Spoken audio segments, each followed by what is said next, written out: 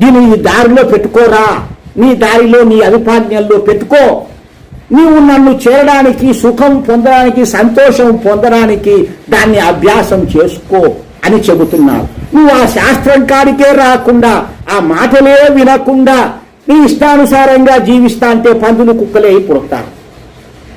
కాబట్టి అటువంటి నికృష్టమైన జన్మలు పొందకుండా ఉండాలి అంటే ఆ పరమాత్మ ఇచ్చినటువంటి ఈ వేద జ్ఞానాన్ని పొందాలి. మనుషులు, బాబాలు, పూజాలు, గుళ్ళు, గోపురాలు ఎవరెవరు ఎన్నో చెబుతారు, ఎన్నో ఉత్సవాలు, తిరునాళ్ళు, జాతరలు, ఊరేగింపులు బ్రహ్మాండంగా సందడవుతారు.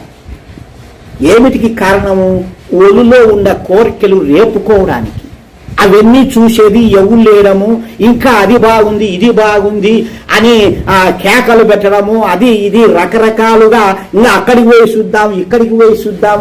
ఇవన్నీ ఏం పనులు? దేవునికి పనికొచ్చేటివి కాదు.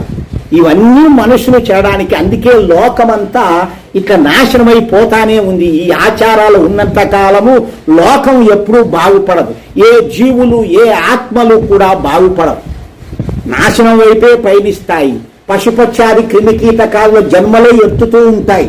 ఎవడో ఒక్క మహాజీవుడు తెలుసుకుని ఇక్కడికి వచ్చి ఆ జీవుడు ఈ జ్ఞానం తెలుసుకుంటే వాని అదృష్టం, వాని పూర్వజన్మ సుకృతం.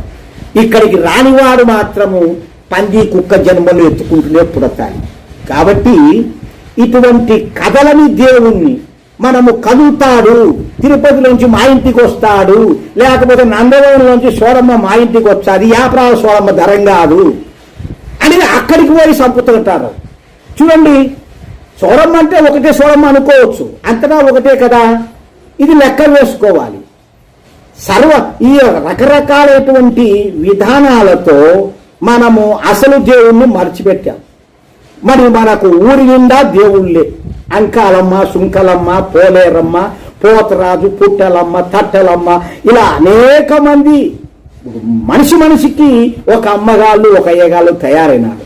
వీటిని ఆధారంగా చేసుకొని విదేశ మతముల వాళ్ళు మనల్ని నిందిస్తారు. మీరు నానాకరాళ్లకు మొక్కుతారు, మీకు పనికిమాళ్ళు, మీకు ధర్మము తెలియదు, మీకు జ్ఞానము తెలియదు అని ఇతరులను మనల్ని నిందిస్తారు. మనం జ్ఞానం నేర్చుకుంటే వాళ్లకు సమాధానం చెప్పవచ్చు. కాబట్టి ఆ జ్ఞానం మనం పొందాలి. అటువంటి పొందేటువంటి జ్ఞానమే ఈ వేదం.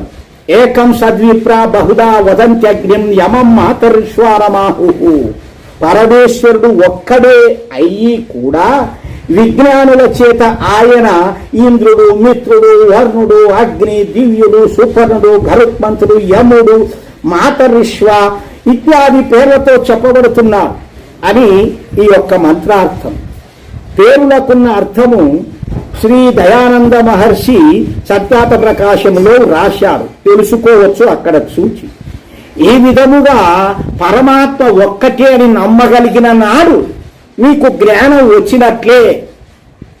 పరమాత్మ ఒక్కటే అంతటా ఉన్నాడు, అంతటా సృష్టి జరుగుతుంది అని మీరు తెలుసుకున్న నాడు మీకు జ్ఞానం వచ్చినట్టే. ఆ అంతటా ఉన్న దేవుడు ఏం చెప్పాడు అని తెలుసుకొని ఇటువంటి లోకహితకరమైనటువంటి కార్యక్రమాలు, పూజలు చెయ్యాలి. మనము చేసే పూజల్లో లోకహితము లేదు.